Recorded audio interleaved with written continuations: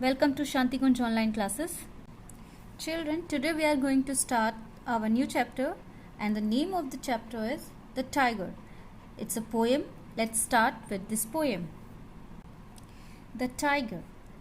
It was published in 1974 by William Blake.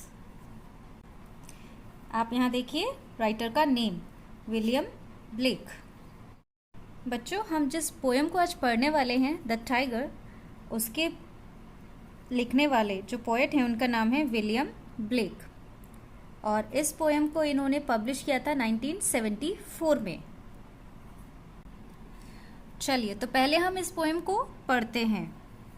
Tiger tiger burning bright in the forest of the night, what immortal hand और आई could frame thy fearful symmetry.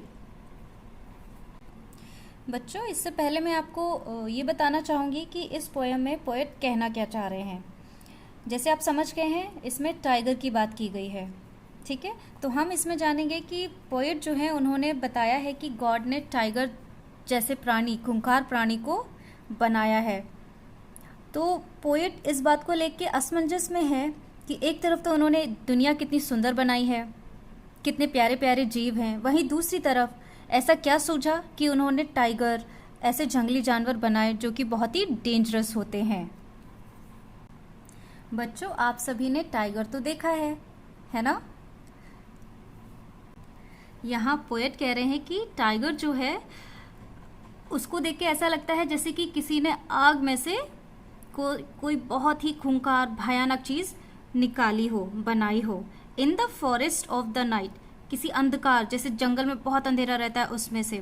What immortal hand और आई, immortal का मतलब है जो कभी ना मरे, जो अमर हो, उसे हम इमोर्टल कहते हैं. तो ऐसा कौन है जिसने could frame thy fearful symmetry, जिसने ऐसा प्राणी बनाया, ठीक है, जिसको देख के डर लगे. पोएट ये कहना चाह रहे हैं कि किस तरह से जो गॉड है उन्होंने एक ऐसा अपने हाथों से एक ऐसा फियरफुल जैसे टाइगर है उसको किस तरह से फ्रेम किया होगा. कुड फ्रेम मतलब फ्रेम करना, कि अपने हाथों से किस तरह से ऐसी खूंखार जीव को बनाया होगा. इट वॉट डिस्टेंट डीप्स और skies burn the fire of thine eyes, on what wing stare he aspire, What the hand dare seize the fire. तो इसका यहाँ पे मतलब है, डिस्टेंट का मतलब होता है फार, ठीक है, बहुत दूर होना. इट वॉट डिस्टेंट डीप्स और स्काई, बहुत दूर होना. But the fire of thine eyes, मगर आपने जो टाइगर है उसकी आंखें देखी हैं, उसकी आंखों में जो फायर होती है वो भी आपने देखी है. On what wings dare he aspire, यहाँ पे हम गॉड को रिफर कर रहे हैं कि उनके मन में ऐसी क्या महत्वाकांक्षा आई. एस्पायर का मतलब क्या इच्छा हुई, क्या महत्वाकांक्षा आई कि उन्होंने इतना डेयर किया, इतना उत्साह किया. What the hand dare seize the fire, और उन्होंने एक ऐसे विचित्र जीव को निर्माण किया जैसे कि उसे आग से बनाया गया हो. क्योंकि आपने बाघ का शरीर देखा है, कैसा होता है, येलो और उस पर ब्लैक स्ट्रिप्स बनी होती हैं. और साथ ही साथ यहाँ पे कंपेयर किया है God and a black Smith in his forge.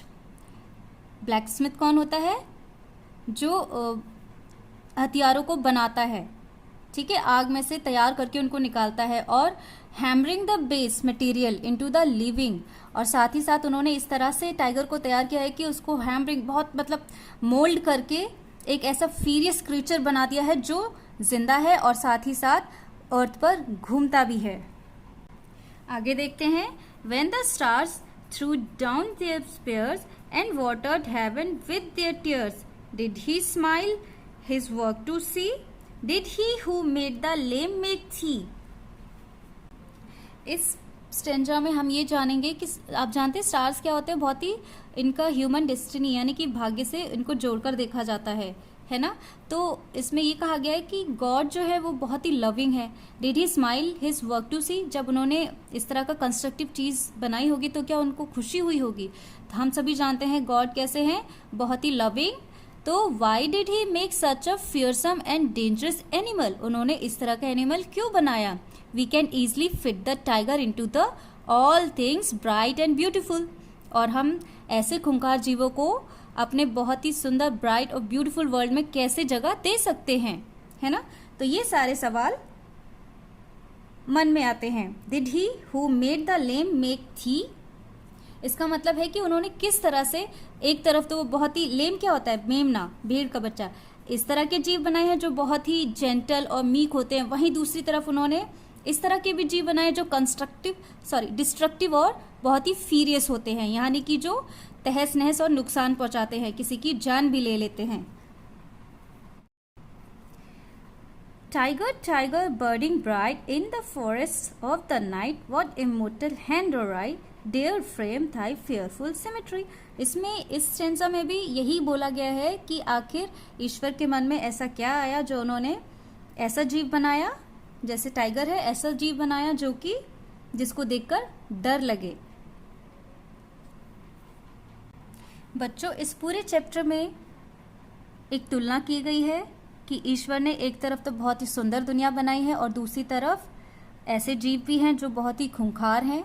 हम टाइगर को देखकर ही, उसके शरीर पर बने जो रिमार्केबल पैटर्न्स होते हैं उनको देखकर ही क्या है, हम सब डर जाते हैं। ठीक है, तो इसमें सिर्फ यही बात है कि किस तरह से ईश्वर ने एक तरफ बहुत ही प्यारी दुनिया बनाई है और दूसरी तरफ इतने डिस्ट्रक्टिव जीवों को भी फिट किया है अर्थ पर।